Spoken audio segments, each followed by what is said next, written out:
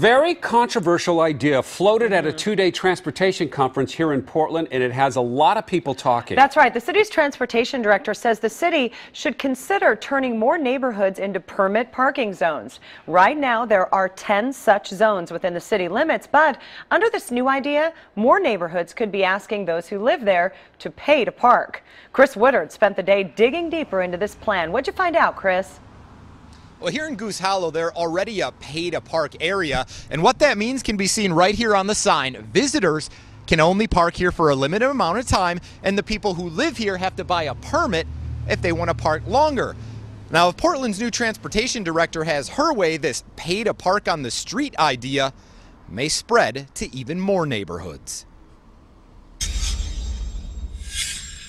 I didn't even try and...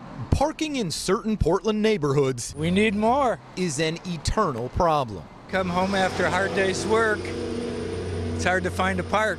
And parking, according to the city's transportation director, is undervalued by the city. What does that mean? So if you look all over Portland, there are plenty of neighborhoods that have high demand for on-street parking, and there's no one paying for the use of that spot. Her idea to turn more neighborhoods into permit parking zones would mean more people in Portland shelling out cash to park and more money coming into the cash-strapped Bureau of Transportation. What do you say to someone in a neighborhood that may say, this is my neighborhood, why do I have to pay for parking in my neighborhood?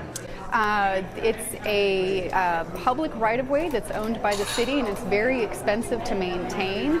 And parking a car on a street is a privilege and not a right. One consultant at this week's Transportation Summit said an idea developed in San Francisco might work here, allowing neighborhoods to set their own permit parking rate, more expensive in higher demand areas, and then the city promises to spend all revenue raised from permits in that same neighborhood. It's a great idea that we're really willing to look at. In Goose Hollow, already a permit parking zone, some say they could be okay with paying more. $40 is a pretty good deal. If it goes up to a few $100s, I might decide that this car is more of a luxury. Others know the idea may not go over smoothly.